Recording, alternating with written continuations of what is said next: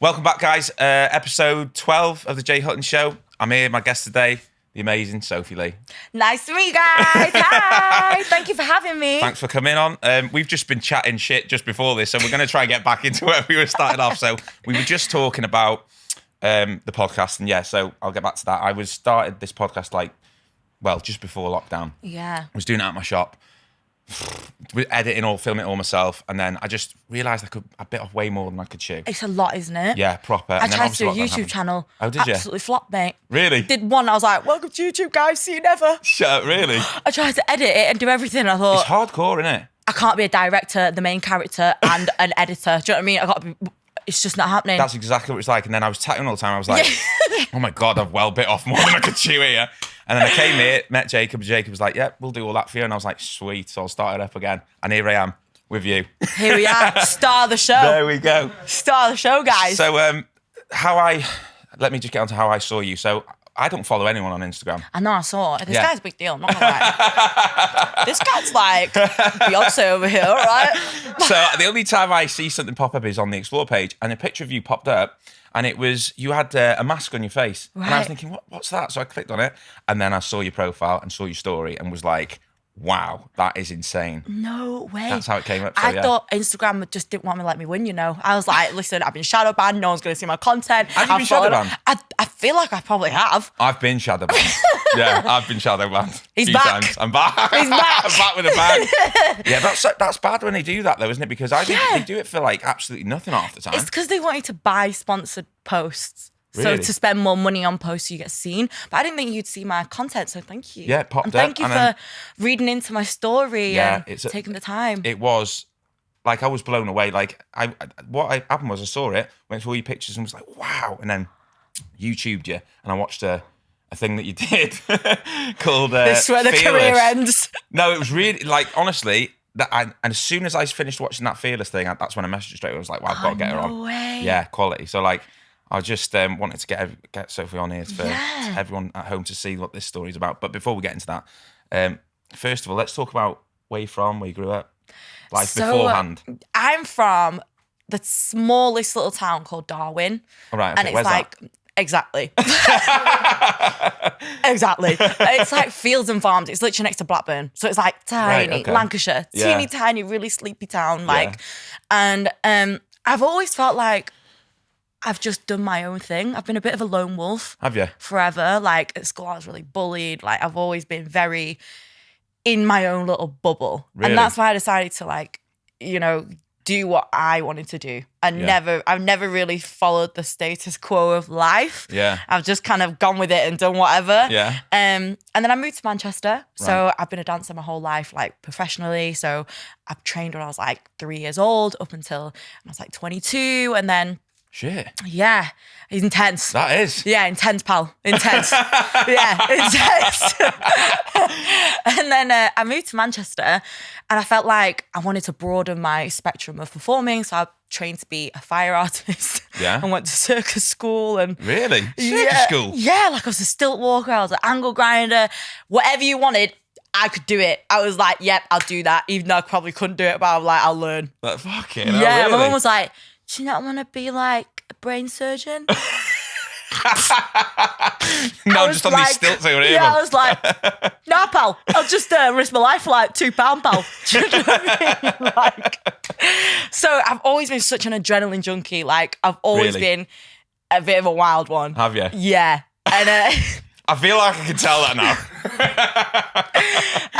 so I just thought, I'm going to put my heart and soul into it. Yeah. I moved to Manchester with 1 month's rent in my pocket. Didn't even have a bed to sleep on. I slept on a mattress on the floor. Didn't know a single fucking soul. What, you went on your own? Yeah. What made you want to do that? Why Manchester? What made you pick Manchester? Was it closest city or? Well, yeah, I just thought like, this is where I want to be. This is what I want to do. And I felt like everything that was happening was in Manchester. Right. And the people that I knew that was like thriving and, made something of themselves had gone to Manchester, and I felt like it was a new up and coming hub. Yeah. So I met a few fire performers there, and that's where I kind of thought, okay, I found my little circle now. Yeah. And I started to perform with another girl called Shamise, and she's actually amazing. She runs a company called Femme Fatale, and they do a lot of. She's in Liverpool actually. Oh, really? They do a lot of the like clubs and things like that. So shout out to you. Shout out to you. Guys, if you're watching and you need sick 5 formers, hit up my girl. Little plug there. There we go. That was not an ad. And basically, I was like doing little gigs here and there, and then I got booked for my first international job, right? Which was in Chicago, and it was actually like a charity like gig, so I didn't even get paid for it. And how old were you then? Pardon? How old were you then when you got booked to that gig? 22. What, you've been doing this all your life, dancing and that? Yeah. Wow. And that's when my fire accident happened. Really? In America. In America? Yeah. Yeah, I know. This is what I mean, Jay. Like, I'm just wild, okay? Absolutely it's wild. Like all or nothing. It is heavy. Like, it's literally, I was watching, I was thinking, fucking hell, this is heavy, man. I know. I feel like whenever I tell the story, I tell it with a straight face. People are like... Yeah, but I suppose you've probably told it a million times now, so do you think it's because you're used to it a bit more now? I think because, I'm not going to lie, when I first went through it, I had to take time out for myself and just like rehabilitate myself. Yeah. And I'm quite a introverted extrovert, I would say. Yeah. Like if I'm feeling shitty, I'm very like, I'll put myself through it so I can heal from it. Right. And I think that's where I kind of really have gained that mental strength to be able to tell the story. Yeah. You know, because I think a lot of people, well, even me in my past, I've tried to kind of really subside a lot of my feelings and I never dealt with anything, whereas this was such a massive thing. Yeah. Like, I went through a really massive like identity crisis. What, when this happened? Yeah, even like now. Really? Even like now I'll go through stages of like, fuck, am I doing the right thing? Yeah. Because sometimes, you know, where does a strong person go to get help from someone else who's strong? Because I feel like everyone comes to me, you know? Yeah. So when this happened, I lost my job. Obviously, I lost my face, like I lost my identity. And I really had to have a massive sit down with myself and think, what is going to be your life now? You know, like it was crazy. Like, I was in hospital for a month in America. Right, wait there. There's so much to this now. Yeah, I know. Let's go back a bit. Brace yourselves, guys. Right. You're going to need a brew and you're going to need probably some therapy after this, okay? that is actually true. So you go to Chicago. Yeah. What's the show? So it's a big. So it was like a charity thing. event. It was something to do with like all the leaders, like a Chinese society. So I was really excited because my mum and dad were part of that. So, but when I went, like everything was by myself, and I was really excited because I thought, oh, this is going to be such a great opportunity. I'm going to get really good content and it's going to really elevate me in my career that, you know, I've become an international performer and I can put that as something that's credited me, you know? Yeah. So I performed the routine that I had performed thousands of times over in every venue in Manchester. Really? And I did all my safety checks, did everything, and I was ready to go. Right. Got to the end part, it was like the big fire breathe. It was a freak accident, and I feel like they just, it was something that was, I can't even to this day explain why it happened, what happened, but the aircon was still on, and it blew the fire back in my face. Fucking yeah, hell. and set me on fire from like my chest up to nearly my eyes. And like, I remember, I never usually do this, but I was breathing the fire and I like peeked my eyes. I like opened my eyes a little bit and all I could see was this giant fireball coming towards my face. And I thought, oh, I fucked it. I thought, oh, fuck. Oh, fucking hell. Oh, fuck. Fuck. Yeah. But I still had to be like on stage, poised, looking cute, trying to like maintain the situation even on the inside. I was Fair like, play, oh, fuck. And then Fucking I hell. just remember the adrenaline Yeah. just hitting me like I was that. going to say it must have took over because. Yeah. I don't even remember really like what I was, that situation. I just remember patting myself out, mad crazy. Yeah. And then some idiot decided to come and put ice water on me. And you know when you have a burn, the last thing you need to put on yourself is ice because you get a fire burn and ice burn. Do you know what? Funny enough, I didn't know that until I heard this story. I mean, it's fucking obvious now when I think about it. You should But never put freezing cold water on a burn. You should always put like normal like normal temperature water. Otherwise, it'll give you another burn, and the burn will be deeper. So did this play a part in how The healing, yeah. Did it? Yeah. Yeah. So I'm there. Parts of my skin's like coming off. Next thing you know, ambulance is here. The fire brigade's here. The US military are here. Really? They don't take it lightly, stuff like that, yeah.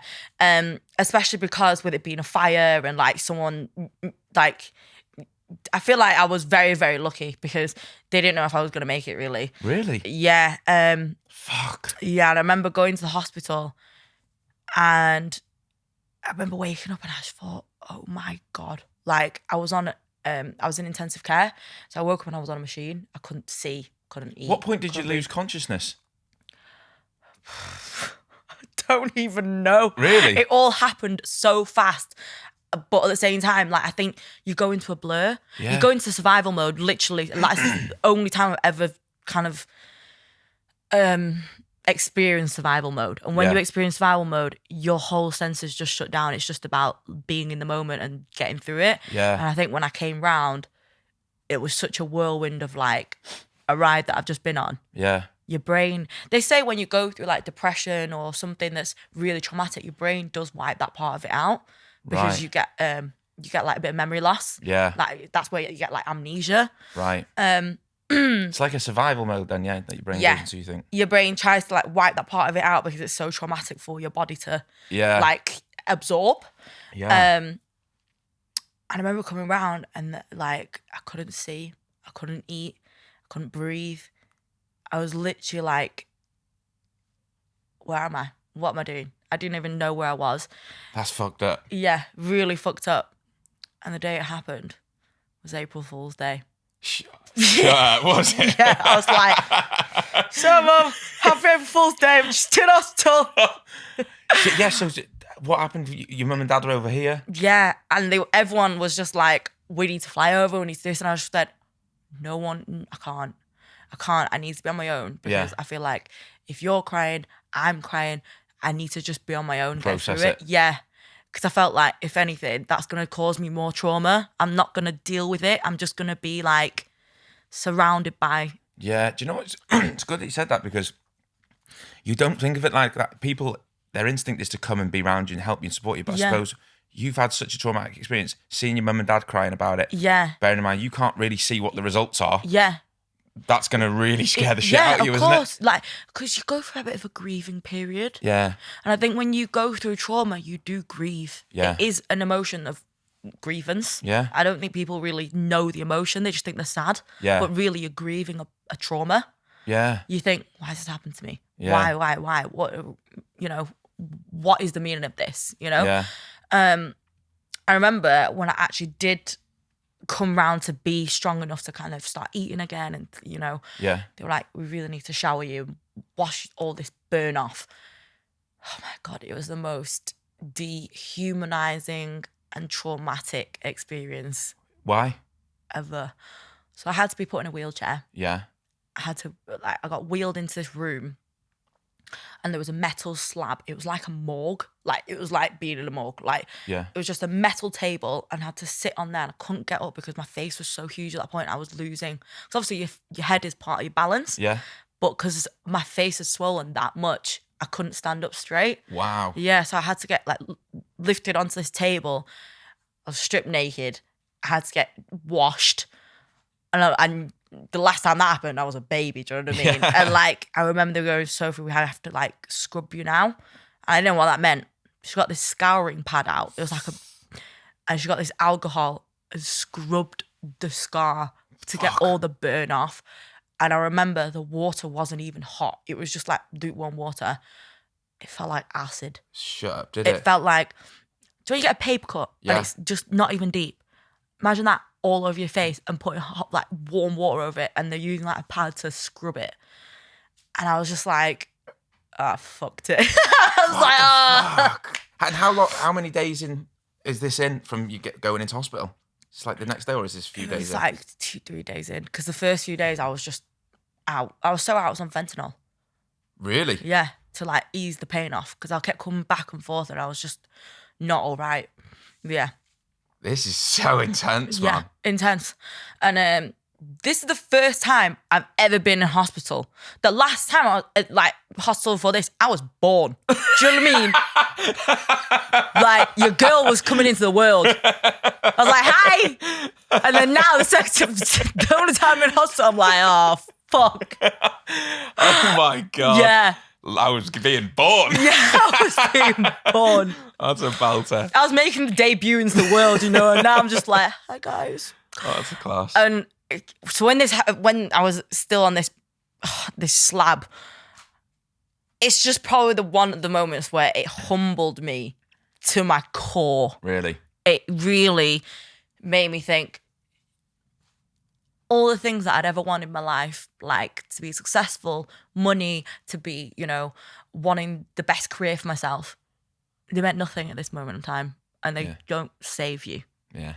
Like handbags, shoes, the next best thing, the next phone, the next whatever is not going to save nothing, you. does it? It means fuck all. Like, honestly, that was the biggest wake-up call that, like, I'll never forget that moment. Do you think that's one of the biggest positives you're taken out of the experience? I think that saved my life. Really? That moment is a very... it's just a really big turning point in my life. Yeah. I think the whole experience itself, because when I went, like when they wheeled me back into my room, I actually looked at my face. For the first time? Yeah. It was like, I didn't recognize myself.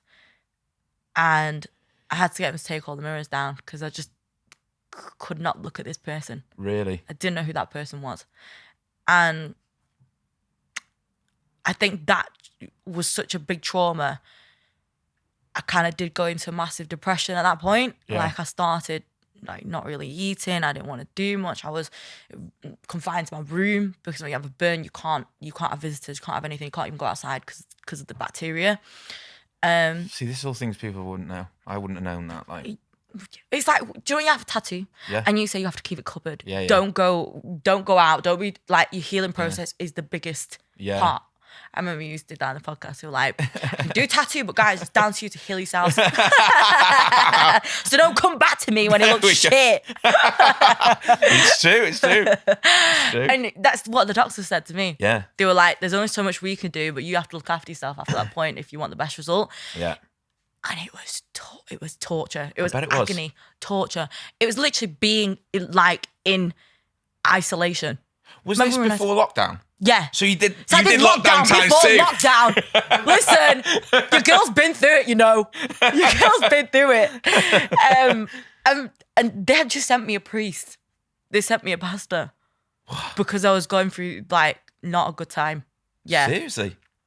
And he said to me, like, I'm not a massive believer in kind of like, I don't really have a preference of religion or anything like that. I just believe if you're a good person, good things happen to you. Yeah. And, you know, I remember it was like a bit of a staring match to begin with because I was like, I'm not fucking speaking to you. Like, show me. I was like, they're like, fuck off. You know what I mean? I'm 22 years old. I just want to look cute and you just sat here staring at me. I don't need God right now. Do you know what I mean? Like, I needed that a few days ago, mate. Trust me. I was like, where were you? You sent him late. Do you know what I mean? And he was basically just like, in fact, he did that to like he's about to give you a speech. Yeah, to like cut the air. And then he goes, listen, I'm not here to push the word of message of God onto you. I'm just here to remind you of your light. And I know right now you're probably not wanting to be in the light. You're in the dark. Yeah. But the light is always within you. And it's down to you how bright you want to be and how, you know, dim you want that light to be. But the day you walk into the light will be the best day of your life. Right. And there's always light after dark. Yeah. And I was a bit like, all right, this guy's all right, isn't he? He can come back. So speak again. Yeah, I speak was again. like, I'm listening. Like, all right, yeah. I was like, all right, then I'm listening now. And then, so we got talking, and obviously I told him about the situation. I told him about like the day it fell on, and the day it fell on was April Fool's Day, but it's the first time Easter Sunday's fallen on April Fool's Day. And I really believe that this happened to me on that day because I came back as like a new person. Really? Yeah, like... It's mad, isn't it, that? Yeah, like I really came back as kind of more reformed me. Yeah. Changed your life completely, didn't it? Yeah. And like that, I think those moments where I hit rock bottom. Yeah. And I had to get reminded from someone who's not my mum, who's not my best friend, Yeah. who's not, someone who's just gonna be like, oh, Sophie, you're gonna be fine over it. But it was someone who didn't even know me. Yeah. And for them to install those words into me really brought back so much hope. And that was the turning point for me where I was like, I'm not gonna let this overpower me. I'm gonna let this empower me. Fair play. And the moment I fucking walk out of this room is gonna be the moment I change who I am, and not just for myself, but everyone around me. Yeah. Like, I never want to be in that part of my life where I think that the be all and end all is what handbag I'm having or what money is. Like, Yeah, that's it means mad. nothing. Yeah. Do you know, that's so good for people who watch, like, especially young girls now, and who think that is like the way to be. Yeah. Like, you don't know, like you said, you can't take it with you. You can't. Like, I think even now, people will look at my Instagram and they'll think, oh, she's had it easy, she did this, because I look normal now. And I don't think if you look through the whole thing, Yeah. if you take the time to look, yeah, you know you haven't. Yeah. Well, this first part of hospital was only part one. I've had 3 parts. I've been in Really? hospital 2 more times after that. Because when I came home, it turned into a tumour. Yeah, keloid tumour. And it grew. And what is that? What is So that? basically, because it was so deep, like deeply penetrated into the skin, the buildup of collagen and cells to repair the skin was huge. Like it just overwhelmed the kind of like nervous system of like healing, you know? And you probably know about keloid scars, know about you can't really tattoo over because it'll make them worse. Yeah. There's no cure for it. Right. So I became a case study in the world of medical science. Yeah. Wow. Fair play. What? So they obviously asked you that, yeah? Yeah. And you agreed to it. Because I had no diagnosis for a whole year with having this tumour on my face, and it was growing to the point where I started really, it hindered my life. Like I couldn't speak. Some things I couldn't say because I couldn't move my jaw, or I couldn't really like, if I wanted to turn around, I'd have to turn like my whole body around. Shit, really?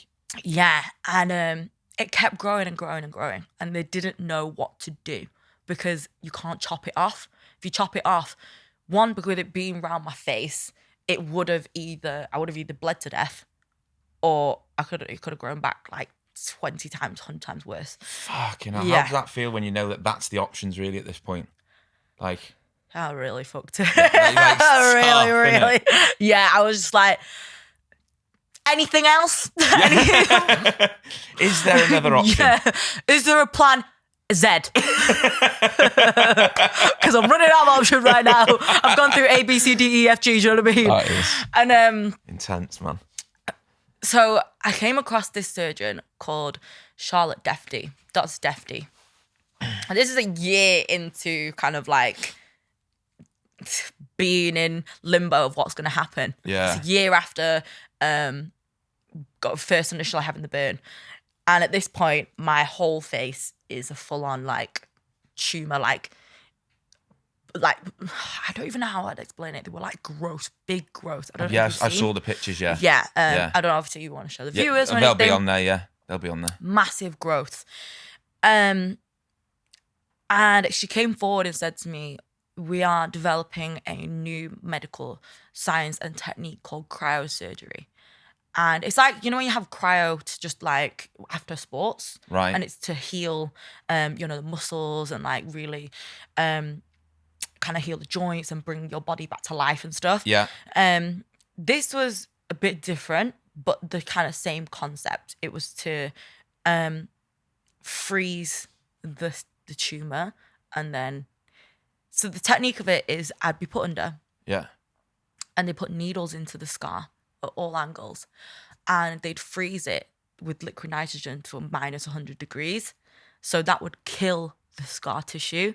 And hopefully as I'm healing, the scar tissue slowly detaches from the face and it just falls off. Fuck, really? Yeah, my face literally fell off. Shut Yeah, up. my mum was like, yo, my face just fell off. I was like, I'm literally holding my face right now. Oh my God, really? Yeah. And what was it like in your hand? Was it like... It was like, it was, What did it feel like? it just looked like a slug.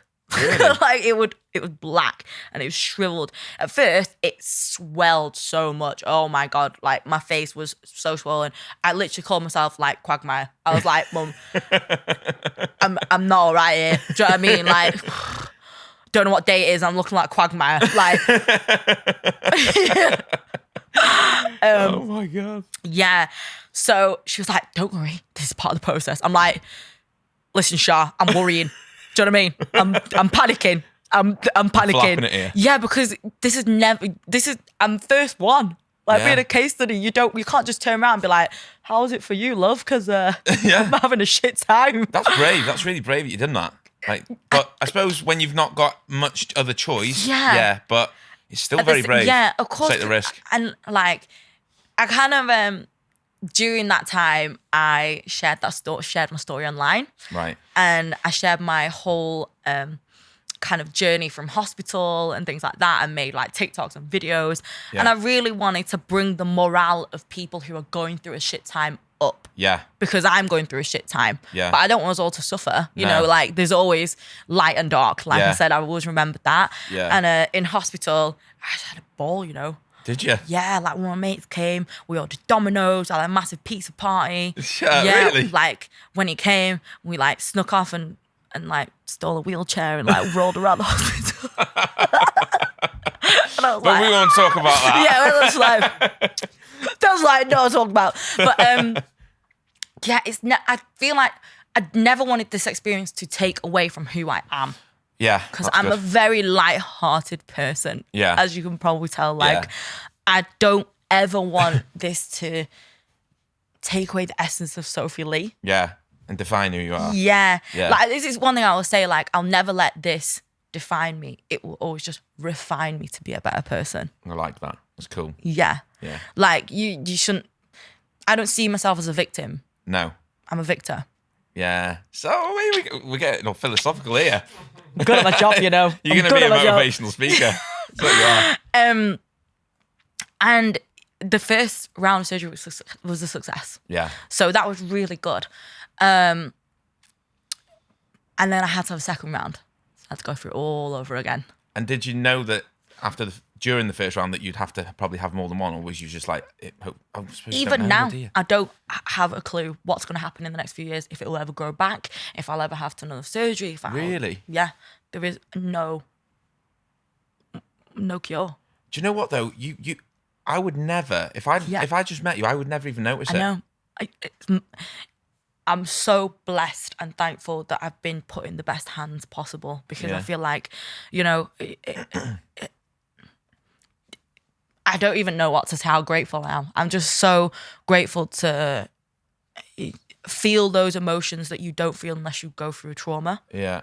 Does that make sense? Like you don't really ever in life kind of experience life-changing emotions unless you go through the shit. Yeah.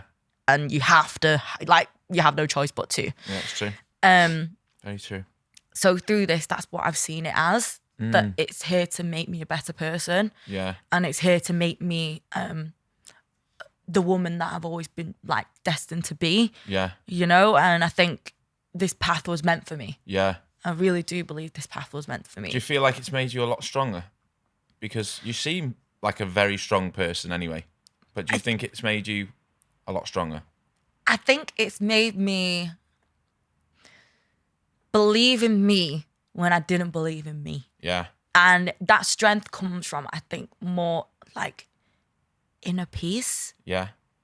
I think when you're at peace, Yeah. that's when you can think clearly and you can make good decisions for yourself. Yeah. Whereas when you're kind of lost, and by lost, I mean, I was very blinded by materialistic things. Yeah. That's what I mean by loss. Because when Yeah. you're clouded with that judgment, you never fully experience kind of gratitude because you're always chasing the next best thing. Yeah. And a lot of people think they're at peace when they've got everything.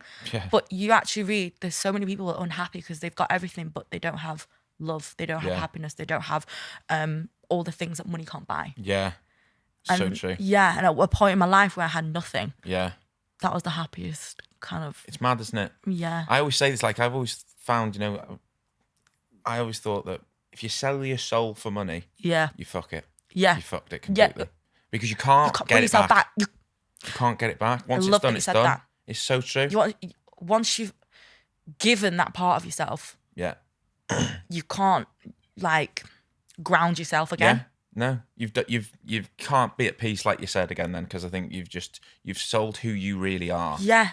for the short term happiness of something. Yeah. And This is yeah. why I think this was meant to happen to me at such a young age. Yeah. Because if this happened to me when I was like a bit older, Yeah. I don't think I would have bounced back the same. Really? I'm not gonna lie. Because when you're younger, it made me. I'm not gonna lie. At 22, I just thought I just want to look cute, go to clubs, want to like do whatever. I just want to like the classic like just want to look cute really. Like, and then obviously I got dealt with the hardest like straw in life. Yeah. The hardest hand. Yeah. And like all my friends, they're models, they do Instagram, or they're dancers, Yeah. or I was brought up in a very vanity-based industry. Yeah. And when you're put into the deep end and you're no longer in that lane, you're in your own lane. Yeah. You've got to think for yourself and you've got to fight for yourself. So I had to really cut off quite a lot of people. Yeah. I was going to say, how do you feel about that sort of industry now?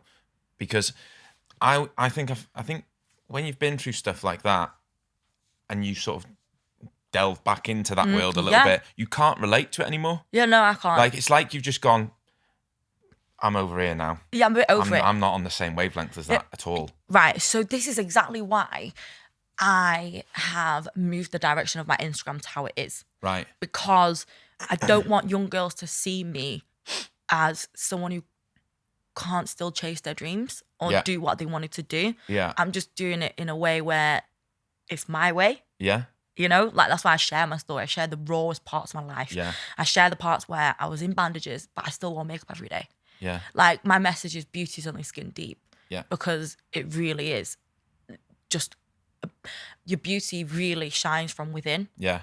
And it doesn't matter what is here No. or what you're wearing.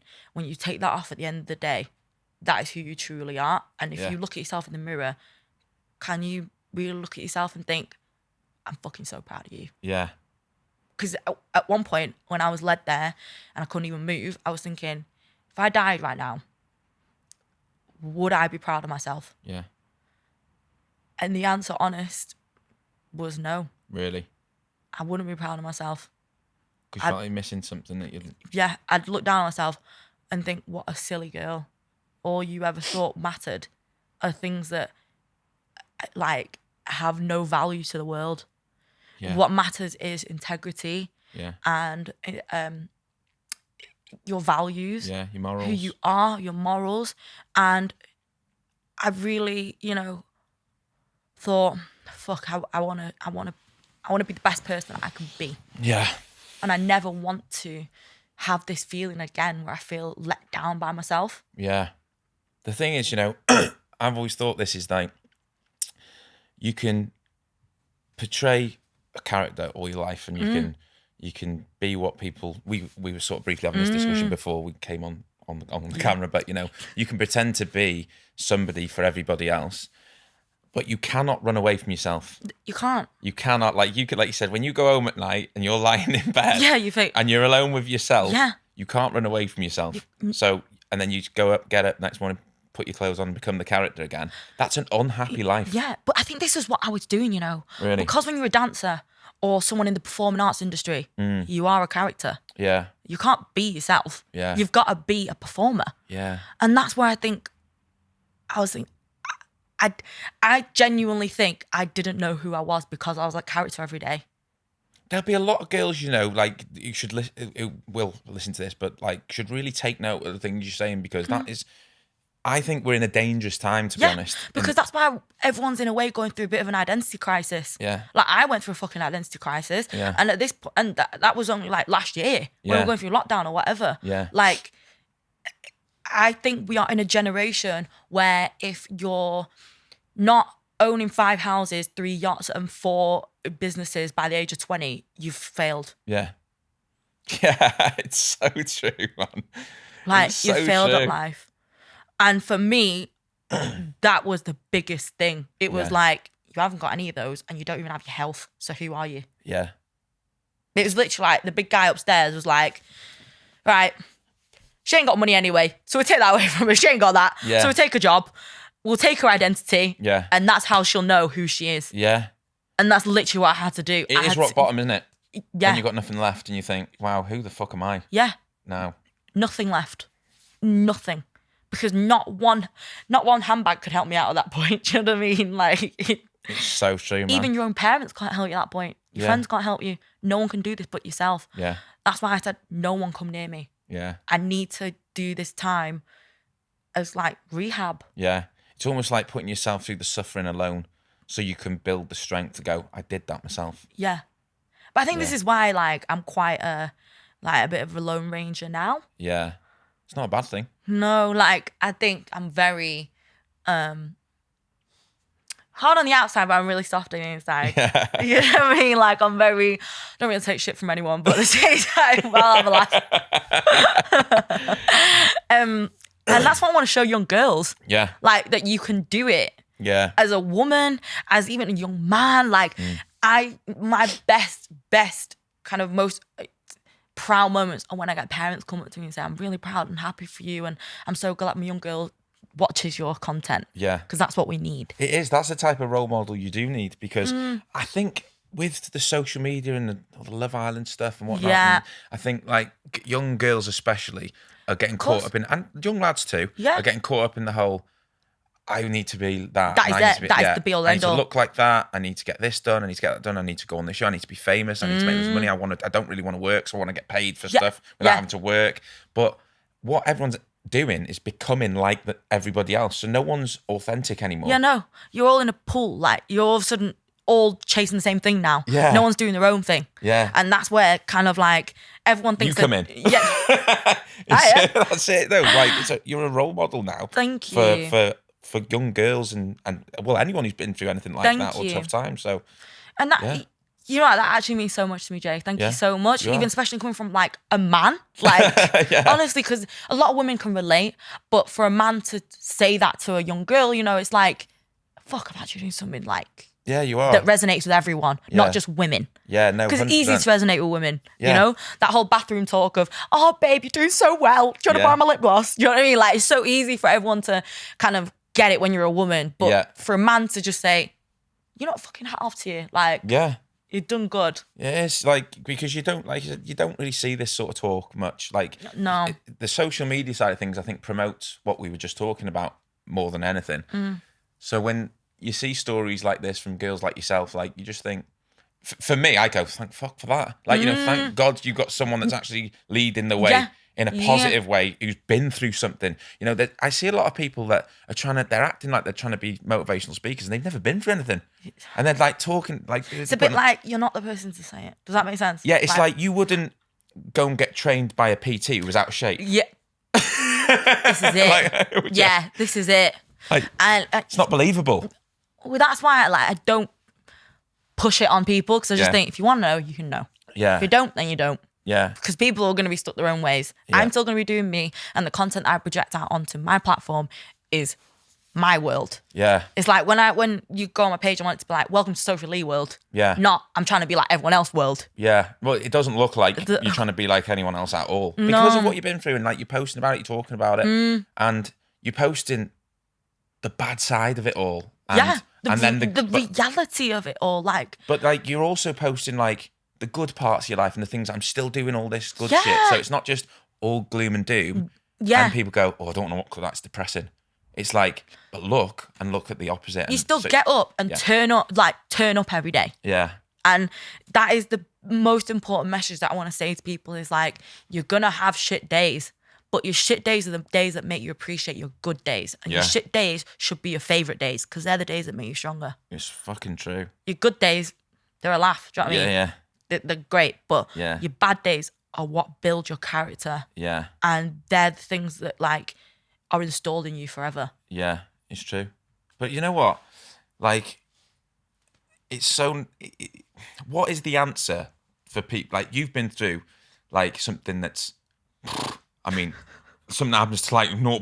What percent? Like, what is the answer to young girls or young lads that haven't experienced anything like that and still thinking, like, how they were before? Because I don't know what the answer is. It's like, it's almost like you haven't been through anything, but you're still on that vibe of... So this is where I say, like, every trauma is valid. Yeah. You've probably been through something that's, you know, what you've been through that would have been trauma for you, but maybe like you've dealt with it. But if I was handed that hand of cards, I might not have dealt with it the same. Yeah. And that's why I always say to anyone who's not been through a trauma, you are okay to feel shit for having a shit day. Yeah. Because that trauma is for you. Yeah.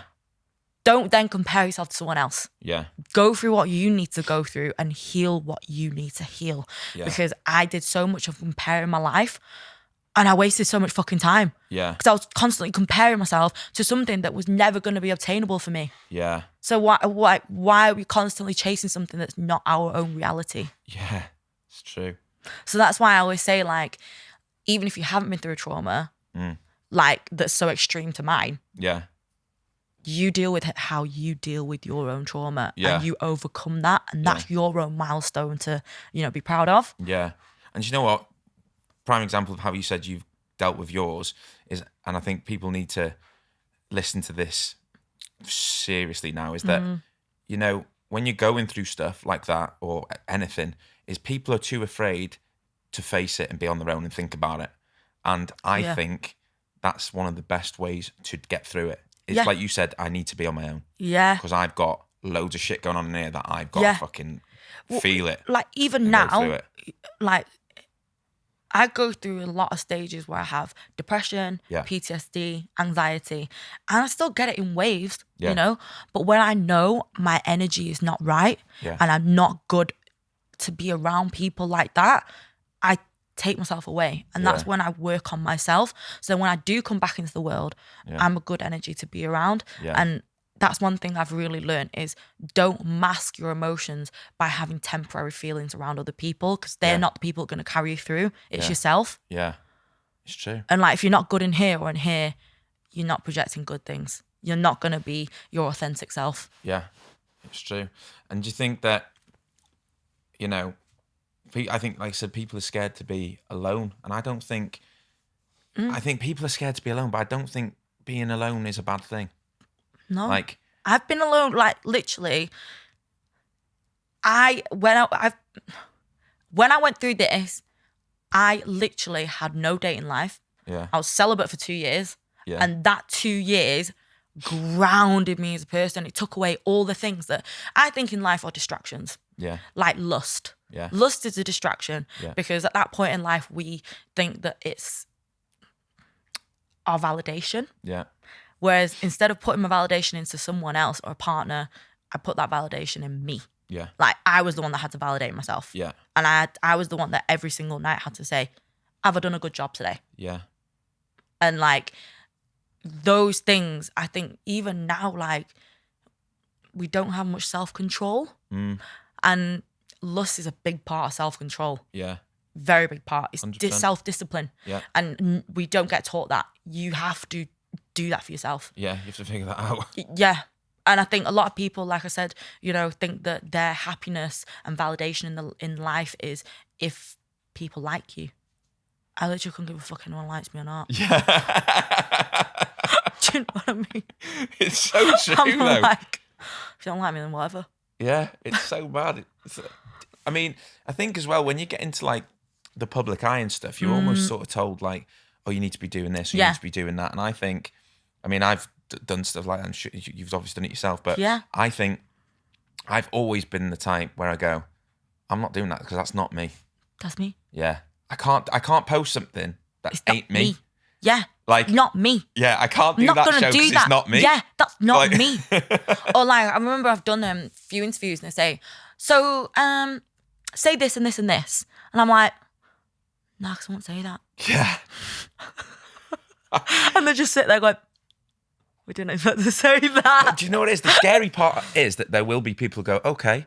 And what they do is without even thinking about it, because they wanted to please that person, what they're doing, they've gone, okay, I'll do that. And they've said something that when they look back, they go, fucking can't believe I said that. Yeah. And everyone who watches it goes, that's who they think you are. Yeah. And that's who you are now. Yeah, that's and you have to live up to that. You've branded yourself because you've said it. No one's made you say it. They may have, influenced you, but you still said it. Yeah. Yeah. Or you still did it. Yeah. Do you know what I mean? Like, that's why I'm very open to things that I have done, or, if I feel shitty, I'll say I feel shitty, because I don't want brands to think of me as someone like that's not authentic. Yeah. Like, I'm a very strong person, but also I have shit days. Yeah. And those days are very important too. Yeah. And I think they're important to share with people who follow my story, because I don't want everyone to see that, like, I've forgotten where I come from. I haven't. Yeah. People make that assumption anyway, but if you do start doing well, people who used to know you, who don't really see you anymore, go, they make that assumption of you anyway. There's always that. Yeah, you'll always get someone always. going, oh, it's well changed. Whereas I just want the best for everyone, I want everyone to elevate. Yeah. Like, it makes me so happy when I see my friends doing fucking sick, and I'm like, yeah, oh my God, you smashed it. Yeah. Like, like they say though, don't they? Like, whoever you surround yourself with, that's who you become. Like, if you surround yourself with 5 idiots, you'll be the 6th. If you surround yourself with 5 millionaires, you'll be the 6th. Yeah. Like, my circle's so small, Yeah, same. My circle's like 3 And do you think that's because since you've been doing what you're doing and whatnot, that you've realised who your real pals are and that? And like, but also, I think, like I said, because I spent so much time alone, it's made me do a lot on my own. So when I know people support me, it's because they support me because I'm real, or like I'm genuine about it. What I've said is I have no kind of ulterior motives, because I don't need anything from those people. Yeah. And like, that's kind of how it's in a way like hardened me, because I'm very skeptical these days. Yeah. In terms of what? In terms of, like, sometimes people who come back. Right. Yeah. Because, I'm going to be genuinely honest with you now. Yeah, go on. Being in the model industry, you get that pretty girl privilege, especially social media. Pretty privilege is a thing. Right. Yeah. It's a fact, isn't it? That I think there was like a scientific survey to say if you're good looking, you're naturally going to have a bit of an upper hand. Yeah, it's true. Or if you're in an industry that is like that, you're a lot easier to open doors, do things, whatever. Yeah. So then I was surrounded by a lot of people who I thought were my friends, but really were quite fickle. Yeah. Because all they cared about was image. Yeah. And in a way, kind of like, I was part of that. Yeah. And I feel ashamed that I was part of that, really, because I kind of fell into that whole thing of, oh my God, my circle's so like fit. Everyone's friend. Everyone's like gorgeous. We're all doing this. We're all doing modeling. We're like dumb. Do you know what I mean? Yeah. And then when I had my accident, I didn't have that privilege anymore. I all of a sudden became a bit of a like a sympathy case. Really? Yeah. How did that make you feel? I was like, I don't want that. Yeah. Like, don't feel sorry for me. Yeah. I don't want to feel like that's not who I am. Yeah. It will never be who I am. Yeah. And like, and then now that I'm kind of like back to myself, even at that point when I had loads of tumours and things like that, like I felt like part of my group fizzled out. A few people that only wanted to be with me because they wanted to get in clubs or do this or do that. Really, at that point, I wasn't going out. I wasn't doing anything. So obviously, Sophie's boring now. Do you know what I mean? She's fell off, whatever, ignore her. And then now that I'm back. Back with a bang. I'm back. A few people crept back in. Really? And I'm just a bit like... trying to jump on the bandwagon. Yeah. But I'm just like, your time's been a gone, pal. Do you know what I mean? Like, where were you when I needed you? Yeah. Where were you when I was literally crying my eyes out, rock bottom, didn't know who I am, like, didn't know who I was and didn't know what I was going to do. Yeah. And like, you went anywhere. So it's taught me a lot about life, this. Yeah. A lot. How old are you? 26. 26, yeah. What, and you were 22, did you say, when this happened? That's been a good few years of like... They're your prime years. Yeah. And I feel like I wouldn't change a thing. No, really? Yeah. I wouldn't change a thing because the people that I've met, the conversations that I've had, the thoughts that I've had have changed my whole prospects in life. Really? And the things that I thought I desired and the things that I thought would give me a wholesome life, or what I thought was a wholesome and like great life, are actually quite self-destructive things. Yeah. It's scary, isn't it? That you can think like that. I think when you're young, you always do think like that. You always think, I want a nice car, I want a nice house, I want this, I want that, businesses and whatnot. And I think, like, mostly I think when something bad happens to you, it completely shifts your way of thinking. But it's just scary that some people, it never shifts. Never. Because they think, because it's hard, because there's some people that will just think that them having things is success. Yeah. That's not success to me. No. Like, money is the most common thing in the world. Yeah. You can always make more of it. Yeah. Every single day. Yeah. So don't ever throw away your essence and your character and your true self for something so common as money. Yeah, it's mad, isn't it? That's great, that is. Yeah. So it's so true. Do you know what? It's funny, yeah. Like, funny story that. So someone sent me a thing a few weeks back saying that it says on Google your net worth is 3 mil, right? And I thought, what the fuck? That? Where's the 3 mil? Who am I invoicing right now? Because my people are going to be on it. Someone's had me off here because I have not got anything near that. And do you know what? When I was younger, I used to say, I want to be a millionaire. And don't get me wrong, being a millionaire would be lovely. Having the money to sort out your family and things like that. Yeah. That's the only reason I'd want it. Mm-hmm. I'm the same. But you don't need to be a millionaire to be happy. You don't need hundreds of thousands of pounds in the bank to be happy. You need money to have nice things, like if you have a nice roof over your head and all that sort of stuff. Yeah, of course. Okay, that's important. But when you have things like you've been through and whatnot, that money ain't getting you shit. I mean, it's nice to be crying in a nice house, obviously. Of course. But, but you don't need much money to be happy at all. There's been times, Jay, where I've had this platform and I've been penniless. Yeah. Do you know what's good to... Take note. Yeah. No, honestly, like, I've had a platform of being verified and having however many followers. Yeah. And actually, I'm penniless. Yeah. It's mad, isn't it? And like, I will, hand on my heart, say that. Like, I've been through times where can't afford to eat. Don't know what I'm going to do. Yeah. Don't really have an option to get a job right now because my health's not good. Yeah. What am I going to do? It's mad, isn't it? Yeah. But I still have to post of, let's get it, guys. Yeah. Do you know what I mean? Yeah. Let's get it.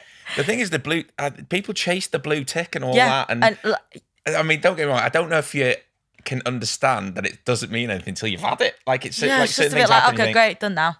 It doesn't mean anything. It doesn't. Because do you know what? If I set up like an app and everyone was on it, like a social media app, I'd make everyone verified because I think everyone should be verified. Yeah. I don't think anyone should have a blue tick. If you are who you are, you should be blue tick because it would stop the trolling shit as well. It's kind of like this whole thing of like, I don't call myself an influencer. Yeah. Because I feel like the people who are influential to me are people who have installed wisdom in my life. Yeah. And have influenced me to become a good human. Yeah. Not someone who has made me part £5 to buy a new dress. Yeah. Does that make sense? 100%, yeah. And like, obviously being a young girl, that was one of the main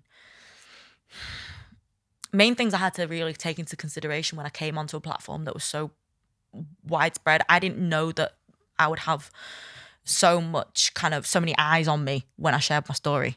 Like, really? It went viral. Is this where like your following came from? Yeah. From this happening? Yeah.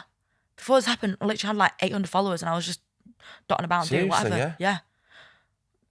It's like it was meant to be, isn't it? Like, because you just think 800 followers, 100,000 people have clicked follow. They want to see you and what you're doing. Yeah, I mean, welcome to the Sophie show. I bet they click on me and think, fucking hell, this girl's crazy. Because they see on the Explore page, oh, she's been through such a hard time. Let's see, where are they now?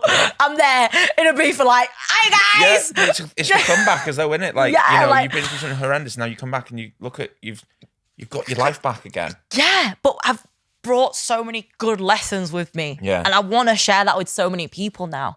That's why like my whole career path changed. Like, I work with Katie Piper. Yeah. Now I work with the Katie Piper Foundation. Yeah.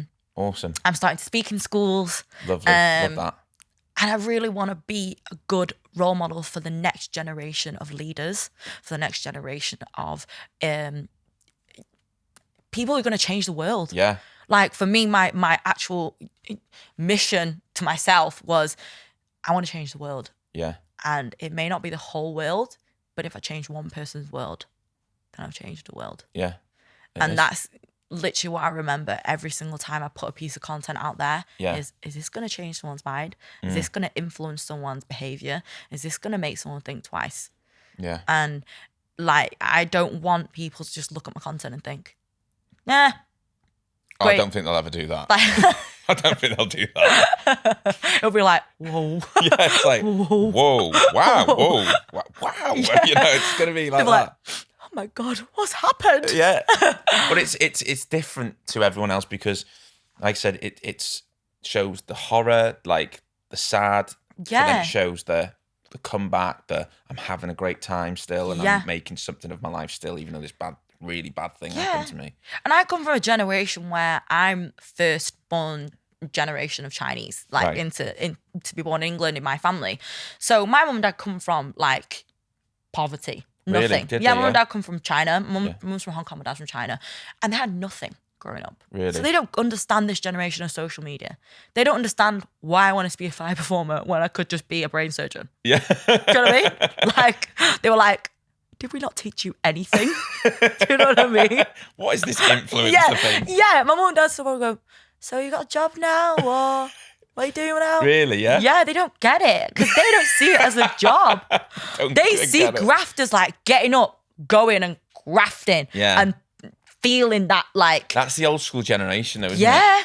So obviously for me, my way of proving that graft was the bounce back. Yeah. Was showing them that strength and courage is kind of like, you know, just as important as working hard because you're working hard on yourself. Yeah. And I want my mum and dad to be proud of the woman that I am. Yeah. Especially within my culture, you know, being a Chinese girl, you kind of like, I know it sounds horrible, but it's the truth. You know, in China, women are kind of seen and not heard. Right, okay. And there's a lot of that still now. Really? So for me being the oldest in my family, you know, I wanted to lead my younger siblings with like, you know, strength. Yeah. And to see like, she's so fucking cool. Do you know what I mean? Yeah. Like, I don't want to be that naggy sister. I want Yeah. to be the sister that my little brother and my little sister look up to and think, oh, fucking hell, she's cool. Yeah, I reckon you've defo achieved that, like. Yeah, like I don't want them to ever be ashamed to go through something. Yeah. Or feel like they're weak Yeah. for going through something. Yeah. Or feel like they can't bounce back. Yeah.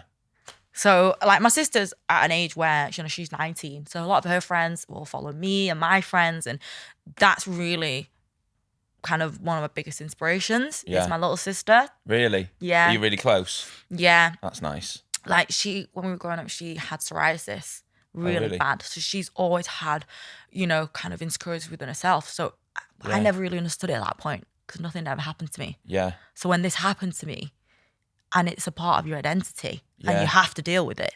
And it's a skin condition as Yeah. well, like it's like what you've got now. Like Yeah, it is so is it on your brought- face. Yeah, so have you just has that So really brought you Yeah. like a tighter bond? Yeah, because I just thought, I get it. Do you know what I mean? I just turn around and go, I understand. Yeah. We're connected. Yeah. Whereas like before, I was just like, don't worry, Shiv, you're gonna be fine. She's there, like, whatever. Like, are you kidding me? Really? Whereas when this happened, I was like, fuck, I get it. Yeah. And I get it for so many other people now as well. Yeah. That, you know, even now, like, I don't ever, like, I got survivor's guilt, you know. Shut up. Yeah, Really? really bad. Talk to me about that. That's intense. Yeah, I always feel like because I've been trolled online before. Before the accident? No, still now I get trolled. But did you get trolled before the accident? Yeah, because obviously I lived a very fickle life. It was very like materialistic, kind of like, oh, you don't know anything because all you're doing is like dancing around, doing fire or like whatever. And then when I got burnt, it was, well, you play with fire, you get burnt. Or like, fucking hell. Or like, this is one of the worst. When it was Halloween and I had these tunes on face, they were like, oh, Freddy Krueger's out, and like, oh, what is this, Scarface, things like that. And like, people are fucking dickheads, aren't they? Brutal.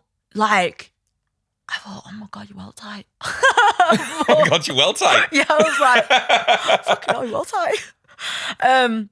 It fucking annoys me. Like, Yeah. they're just dickheads, man. And at one point, I used to be fuming. Yeah. I used to be like, all right, Really? listen here. Yeah. But Did you then go back at them? Or did you not? I'd have a moment, and then I just thought, if I go back to them, that's what they want. Yeah, they reel you in. Yeah, and I just think, that's a you problem. Yeah. That's not a me problem. Yeah. Because I'm still doing me with or without you. Yeah. So you have to heal yourself. Why you've got a vendetta against the world? Why you've got a vendetta against someone who's been through some shit? I don't know. That's for you and your heart to deal with. Do you know what I mean? Yeah. And true. over time, that's what I had to learn. Yeah. Was like, you don't rise to it because the people who hurt the most need love the most. That's honest. Yeah. Like, I remember when I was hurting the most, I just needed love the most. Yeah. So the people who are hating on the world probably just need a little bit of a like, how are you? Are you okay? How's your mental health? Yeah. Little situation. And that's how I really like advise people to deal with haters, trolls, things like that. Yeah. It's not a you thing, it's a them. Yeah. I just get rid of them, block them. See ya. Love that for you. See you later. You don't follow anyone anyway, so. They still like to troll me a little bit, don't you?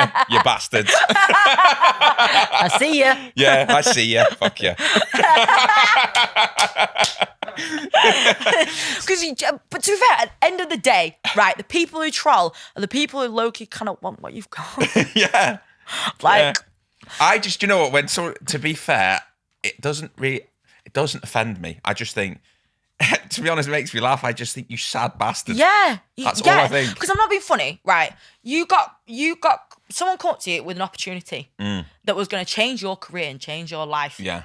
Were you going to turn that shit down? No, exactly. Because the next fucker's going to take it. Exactly. And that next fucker's probably the guy who's trolling you. Yeah. Because they're jealous that you got it and they didn't. Exactly. So that's why, like, when people troll me, I'm thinking, no, I did this for me. Yeah. And if I want to look cute now and fit now in the sunshine, I will. Yeah. Because you have every right to do what you want to do. It's your life. Honestly, I do not understand when people just hate on each other. It does come from that they just don't like themselves. They don't like their life. They feel envious. They feel jealous for whatever reason. And you're getting loads of good attention and they don't like it. And they want to go, but I don't like this about him or this about her. And But this is it. I just feel like I ain't got time for that. Like, I literally do not have time to speak badly on anyone. No. Like, I feel it draws me down as a person. It does. All I want is like good energy and good vibes, like to be surrounded by people who want to elevate. Like, I've only just met you today, but I can tell from your spirit, you're just such a, like, you're an energy giver. Yeah, Not like you don't take people's energy. No, you know I'm what I not mean? about that at all. Yeah, like, and that's what I want to surround myself with. Yeah. And I think that's what's really kind of carried me through as well, to remind myself that I'm not that hater. No. Because you can, when you go through trauma, hate on the world. Yeah. You can start thinking, why is everyone doing better than me? Why is this, why that? Instead of why, think how. Yeah. How are you going to better yourself? Yeah. How are you going to elevate? Yeah. How are you going to come back from this? That's really a massive thing that, I had to think about. Because I was thinking a lot of how, like why even? Why Really? me? Why this? Why me? Yeah. And the day that I turned how into, like, why into how, Yeah. changed my life. Yeah. It's mad, that, isn't it? But you have to go through those emotions. Like, it's hard to tell someone to go, this is how you should think, and then just go, okay, I'll think like that. Yeah. You've got to believe it. Like, if you don't believe gotta in the want to things do it for you're yourself. saying, you're full of shit ultimately. Then. Well, this is it. This is fucking it. Like, there's been times where I had to turn down interviews because I'm not in the right headspace right now to be positive or give words of advice, because I can't, you know? And you've got to learn to say no. Yeah. You can't be a yes man all day, every day. No. Like, No. yeah. no is one of the most empowering words, I feel. Yeah. Because it's when you take your power back and it's when you decide for yourself what you want. And if it's not right for you, you've took that within yourself to do it for you. Yeah. So like, ultimately for young people, like when I do speak to young people and they say, how do I be an influencer? I get that I bet you do. a lot. And I just say to them, I didn't want to be one. Yeah. It wasn't the plan. I didn't do this accident to become an influencer. It just happened, you know what I mean? I was a bit like, well, I'm just here now, so I don't really know. Do you know what I mean? Yeah, it just happened. Like, it's like saying, I don't know, it's like saying to buddy, you can't ask how you be you because I've just always been authentic to myself. Yeah, that's it. It's about some there's got to be something different about you to make people notice you. If you like everyone else, no one gives a shit. Yeah, because you're trying to be like everyone else. Yeah, but you know what it is as well? It's like you tell someone that and then they go, okay, so what can I do to make myself different? And just become fake. Yeah, that's why I don't get it. Just be you. Yeah, just be you. It's like it is enough to be you and just see like what happens, you know? If it doesn't happen, it doesn't happen. I think you've got to be chilled about it. Like, it'll either happen or it won't. Yeah, because what I thought was going to happen didn't happen. No. It put me onto a different path. Yeah. I never in my life, 14 years old, thought that I would be doing what I'm doing now. Yeah. I was too caught up in Sophie Lee world of like, I want to be in Chris Brown videos. I want to be in music videos. I want to be traveling the world. I want to dance on cruise ships. I want to be like this, that, and the other. Never would I thought I would be in a job where, well, not even a job, it's just the position that I'm in, where I have this responsibility to lead the way. Yeah, in a way. Yeah. Totally. Because now, the thing is, you are influencing people. So that's like, as well as being called an influencer, I know all that, but like now you do have an influence over people based on your profile and stuff. And so, you know, there are people that want to know how this will be great. This interview, when people watch this, it'll be so good because it's so nice and refreshing to hear a girl in your position talking like you are. Yeah. Because you don't hear that at all now. It's all about, let's just be glam, make loads of money, fuck everyone, and show off. That's what it feels like. Whereas I'm like, absolutely not. Like, it's so weird because it's like, I'm past that. Yeah. Does that make sense? Like, I'm 26 and like, I know it's a very young age, but I feel like I've learned what I was meant to learn, like, throughout my whole life, if that makes sense. I've learned things that I've meant to learn when kind of like you're a bit older and you think, oh, I should have done that or I should have done this. Whereas I had to learn it in such a very intense amount of time and very intense situation. Yeah. It's molded me into kind of a woman I never thought I'd be. Really? Because I think if you met me about 22, I've never been a nasty person, never been mean, never been like that, but I've always been in my own bubble. So you would have probably met that girl that you've just described. Really? Yeah. You've probably been like, oh, fucking hell. Do you know what I mean? Yeah. Like, hand on my heart, you would have been like, that's exactly the girl that we do. Like, yeah. Swear. Yeah. Do you know what? It's so mad to hear someone speak like that and like I can tell that the mindset shift is completely genuine. Yeah. Like, because I had to reflect on that girl. Yeah. I had to think like, who was I before? Yeah. I'm not turning my back on that person. No. I've just realized what my values were. Yeah. And I had to completely reevaluate my values. Yeah. Because my values were so off.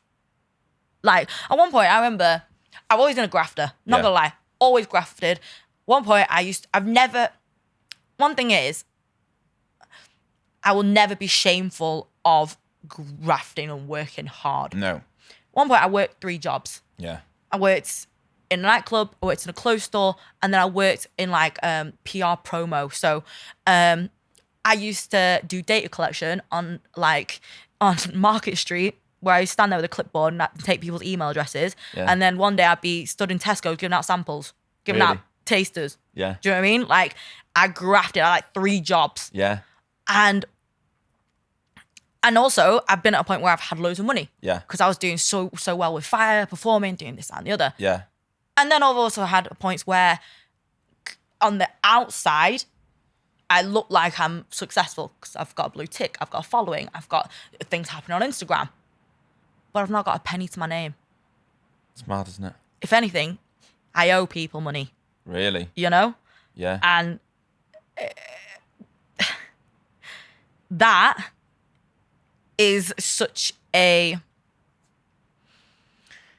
drawn back like version of yourself that you very rarely get to see, because a lot of people are blindsided by, well, I'm earning this, I'm earning that, next thing, buy this, buy that. You never actually fully have everything taken away from you all at once. Does that make sense? Yeah. It's like you're either ill at one point but you still owe money, or you either not got a job at one point but you're still going out doing this forever. Yeah. You don't all of a sudden have no identity, no money, no house, no anything. Yeah. Like As well, like you had all that on top of, like, you know, I don't think people might realise the severity of what it's like to look in the mirror and not see yourself as well. do you know, even when I wanted to like travel and use my ID, they didn't recognise who I was. Seriously. Yeah. Fucking hell. And it's mad. It's crazy because I'm like, that's me. Yeah. And they're like, And even that people take for granted, just looking in the mirror and seeing yourself. But then not being able to even recognise who you are in the mirror, like that's a new wave of fucking head fuck. yeah, because even every stage of this process, my face changed. Yeah. So it's like every surgery I had, my face changed again. Every healing process, my face changed again. Yeah.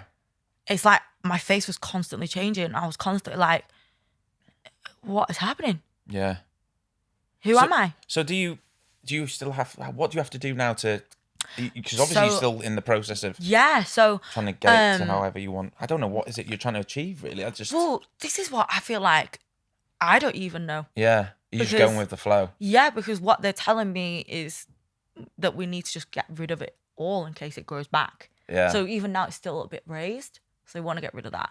So I was on steroid injections, Yeah. and I also have a compression mask that I wear every day. You wear that every day, do you? When I go to sleep, wear it every single day. And will you have to do that forever? I don't know. I'm asking questions and she's like, fuck knows, Jay. I'm there like, I'll let you know in 10 years. And then I had to like move. So I have this every month. I go to hospital every month. My life seems normal, but I'm actually in that hospital every month. That's mad from go-ins for someone who hasn't been in hospital since birth. And then, Yeah. and then suddenly in hospital I mean, like- all the time. Hey, Shelley, I'm back. two sugars in the tea. Yeah.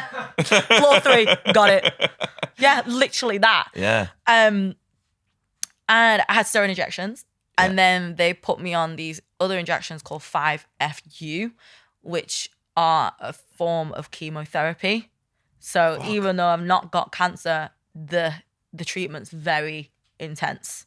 So Yeah. I'm still very drained. I still get waves of like, you know, emotional highs and lows. And do you know what's mad? I had a lot easier ride when I looked not okay. Really? Because people are like, oh, she's not okay. She's not okay. But now if I have an off day, because if I've had like injections the day before or whatever, people will be like, she's a moody cow. Really? Does that make sense? Yeah. It's like, right, it's like you don't have visual scars. Right. So if you were feeling a bit shitty because you're going through a trauma right now, Yeah. whether it be, you know, a loss or a breakup or something to do with business or something like that, but you're emotionally going through it, Yeah. if you project that kind of sad energy, people just see you as a moody bastard. Do you know what I mean? Whereas if you've got a scar or you've got an actual visual impediment, Yeah. we'll let them have a day off. Yeah. But then that's why I project that message of anyone who's not been a trauma, it's okay to feel not okay. Yeah. Because just because you can't see it on the surface, it doesn't mean inside doesn't count. Yeah. Do you know what's funny? If I like whenever I see someone, if they're a bit off or a bit snappy, I instantly think something's going on with you. I don't ever think you're just a prick. Well, unless it's obvious that they're just being a little prick. But most of the time, if You're going through something. you have to be going through something. So if you just, because I've never understood how you can meet someone that you don't know. Like I would never, if I was having a bad day, no one would know about it. Yeah. No stranger is going to know that I'm in a bad mood. I won't walk into Tesco and go and buy stuff and just be like, all right, yeah. I'm always going to be like, hey, all right. Yeah. You wouldn't know. No. So I don't understand how you can be like that to a stranger. So if you are, then I'd go, well, something's fucking up with him or her. Because you can't just be like that for fucking no reason. For no you must reason. be going through something. Yeah. Still doesn't give you the right to be a little prick. You little hater. You little troll. Yeah. The trolls are bad, though, Yep. aren't they? They're bad. Do you still get it bad now? Yeah. Fucking wankers. In fact, right. Here we go. Go on, So, Soph, get off your chest. yeah. something I've been brewing up. Saved later. Saved this from before. I actually did a interview with a quite a well-known company. And my kind of thing was going through this incident was the best thing to happen to me because it changed me as a person to be better. Mm-hmm. The headline was setting myself on fire was the best thing I ever did. I hate all that shit. So as soon as that went online, you play with fire, you get burned. Rah, rah, you deserve to die. You do. Yeah. Yeah.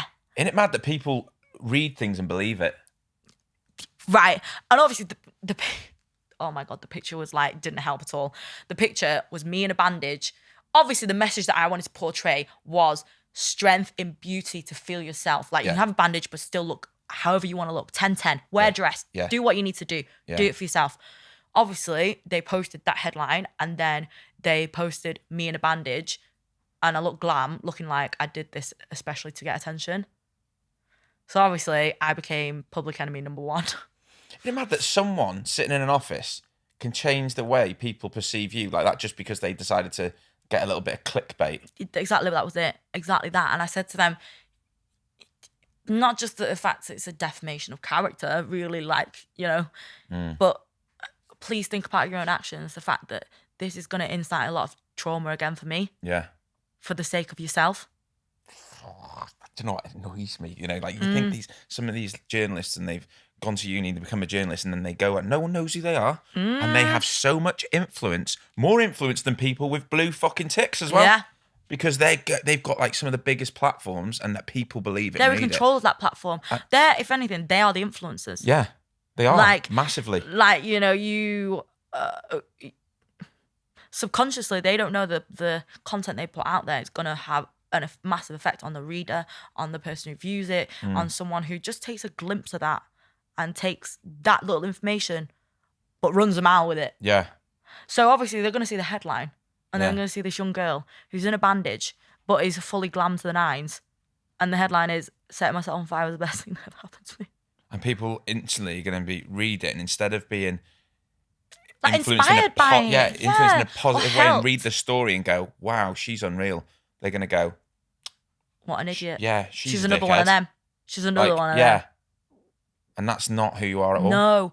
And that is why I am so picky now. Yeah. With what you do. You have to be. You do have to be. Really. Yeah, really, really bad. And people wouldn't think that. People would just think, oh, they wouldn't say that about you. They do. They do. Because they're thinking of it from a money, a business point of view, views. All this generates more income, more money for them. So they don't give a shit what effect it has on your life. If it gets 50,000 likes, that's perfect. For them, not for me. Yeah, I'm going to climb the ladder in my job because I wrote a story that got 50,000 views or whatever. And then they're not thinking about you're reading at home going, oh my God, people think this of me now. Yeah, because everything, because they're going to click on my profile and think everything I've put on there is absolutely not true. Yeah. Or like a farce. Yeah. Like, what a fake girl. Yeah. When I've done everything that I've done with chest and with heart and, with truth. Yeah.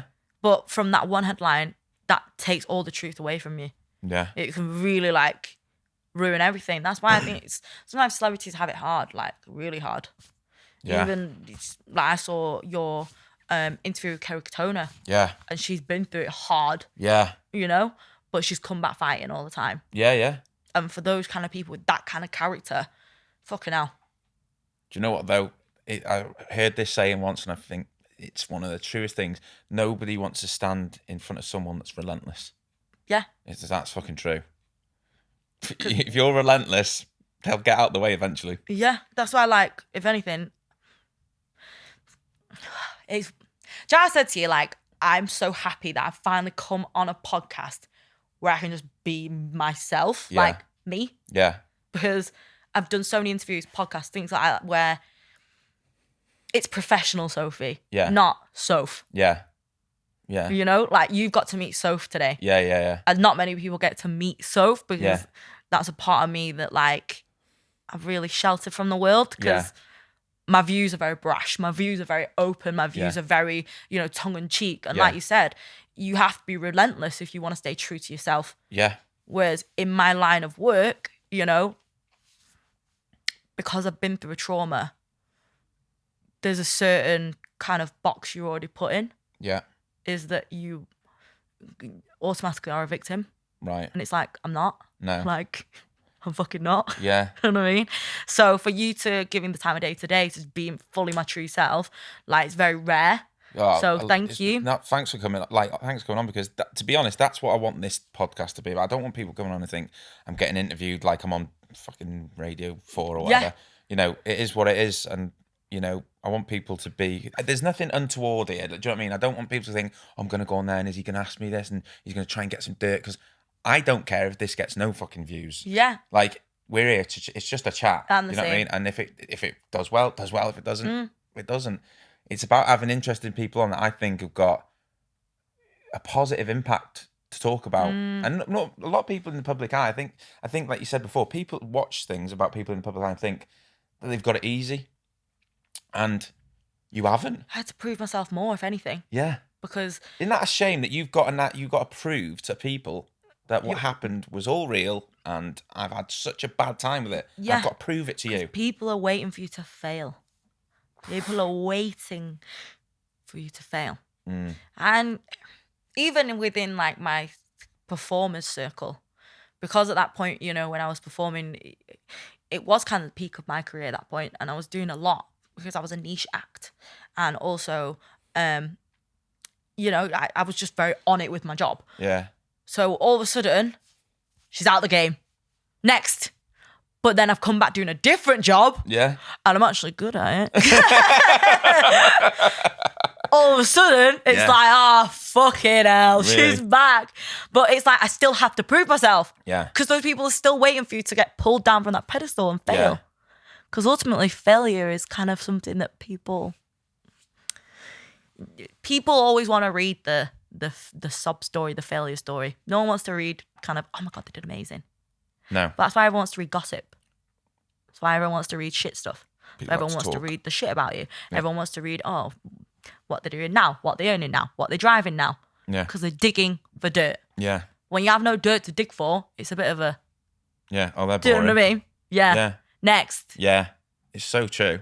And, you know, people want you to be successful until you're successful. Do you know what, right? No one gives a fuck about you until you're successful. Yeah. I'm going to tell you now. Yeah. No one gives a fuck about you until you work hard and you're successful. Yeah. And then they look at your page and you think, all right. All right. It's not about you. Yeah. Do you know what I mean? Yeah. Like, literally, it's so true. Yeah. They don't, they literally go, oh, yeah, she's doing well. And they get there and they start saying bigger brands, bigger this, bigger that. And then they go, don't like that. Yeah. Actually, I'm not here for that. Yeah. She's not all she's cracked up to be, you know. Yeah. She's not that nice in person. Whatever. Right. And it's this is one of the main things of why I kept within myself. Yeah. Because I just thought, you know what, you see what you want to see, and then when I come back with a bang, I'll have my day in the sun. Yeah. It's like now that I get to do these podcasts, I get to speak about what I want to speak about. I get to obviously meet amazing people like you who, you know, meet so many people. Yeah. People are like, all right. Yeah.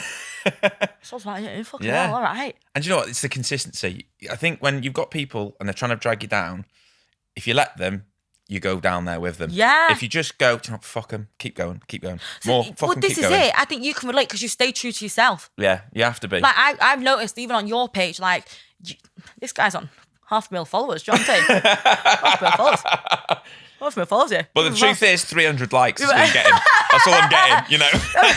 So don't panic about the likes. Blue ticks and 5 mil followers. Do you know what I'm saying? Like, you stay so true to yourself. You want it onto your page, you're doing you. Yeah. You're doing what makes you happy. Yeah. You're not bought into this bullshit like cycle, No. the conveyor belt of Yeah. what is expected of a celebrity or someone who's been in Yeah. the public eye. And that's exactly what I want to be like. Like, Yeah. I do not want to be on that conveyor belt. Yeah. I don't want anything to do with it. No. And do you know what it's about? For like, people want now, and what am I need to keep up with the times now. Let's post what everyone else is posting. I'll take the long road. This has been a fucking long road. Not gonna lie. Yeah. Sometimes I go around the back. Yeah, here. yeah. No. Sometimes I thought, come on, fucking hell. Yeah. Like, one thing after another, after another, after another. Yeah. And I just thought, Jesus, going for a thick of it here. Do you know what I mean? Yeah. Give me a break. Yeah. Do you know what I mean? Have a bit of a chill out. Yeah, like, but on the outside, people think you're doing amazing. People Yeah. think you're fine, you're doing this. And I'm like, nah, it's been hard. Yeah. Like, I will tell a young girl now, success, if you want to be somewhere, is not overnight. Overnight success is not, what comes easy will not be valued. No, not at all. Yeah. Never make you happy. No. Like, at all. What comes easy will not be worth it, and what's worth it won't come easy. Yeah. So I've true. really learned that. Yeah. It's been a slug. Yeah. Like, because especially with the message that I want to convey, people are like constantly trying to catch you out. Like, is she genuine? Yeah. Do you mean it? Yeah. Do you really mean it? And I'm Yeah. like, I fucking mean it because I went through it. Yeah. It happened. It wasn't a lie. Yeah. It's still the same thing. So don't give up on your dreams. Yeah. Don't, honestly, people just, like I said to you, want to be overnight millionaires, want to be this, want to be that. And I've had what people thought was overnight success, but I've been penniless. Yeah. It's amazing. And do you know what? Thanks so much for coming on and being exactly what you've been like. Like, I think this is exactly what young girls need to listen to and hear. And like, you are proper inspiring. And like, I think you're a proper role model for all young girls and young lads out there. Like, it's the same, you know, I think you're absolutely smashing it. Thank you so much. Thank you for having me. Thank you for listening to me. Yeah. So where can people find you online? So I have, my main platform is Instagram. Yeah. So it's Sophie Lee, SOPHIRLEE. And I have YouTube, and I did have Twitter, but I don't really use Twitter anymore. I feel like Twitter's a bit of a like toxic platform. Yeah. People just chat shit on there. Yeah. Like, I just don't really, Yeah. But my main, my main platform is Instagram, where I put out my everyday life. Yeah. Also projects that are coming up, things that are like happening. So Yeah. Just before we go, what is happening? Are you allowed to talk about anything? yeah, Or, I'd love to tell Just you. before we go. So I'm launching skincare. Amazing. Yeah. Love that. I That's feel sick. like it's something that really resonates with me. Yeah. And something that has really helped me. And I feel like I want everyone who's gone through kind of anything with their skin to have something from someone who's genuinely gone through something. Do you know what I mean? I couldn't find a brand that helped my skin because it was always endorsed by people who've never gone through anything. Yeah. So I didn't know if it was good for your skin or not. Yeah. Does that make sense? Yeah. Brilliant. And I'm currently doing a lot more talks. Yeah. Obviously, like I said to you, with the Katie Piper Foundation. Yeah. I'm going to do talks in schools, hopefully talk at a lot more seminars, and maybe writing a book.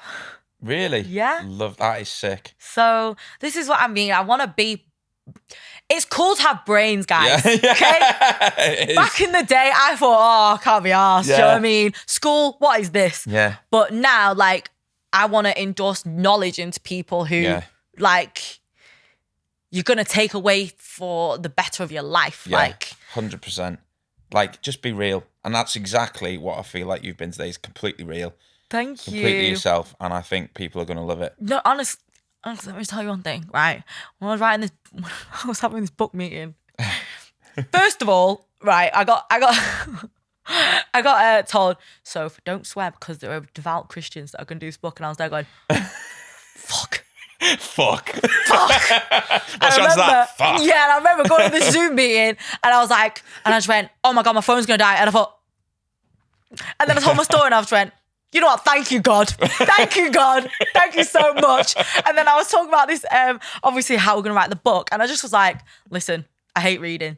So we need to write something that I would want to read. Yeah. And I feel like what I'm going to write, you're going to want to read. Because Really? I hate reading and I want it to be something that's you're going to want to pick up. You're going to want to take little life tips away from it, whether you're a man, woman, in your middle, like 26 age or like midlife crisis age going on age. Like I want it to be something for everyone. So look out for that because your girl's got your back. Don't worry about it. Smashed it. Absolutely smashed it. Sold it. I'd be sold if I watched it. So I'd be all don't over worry. it.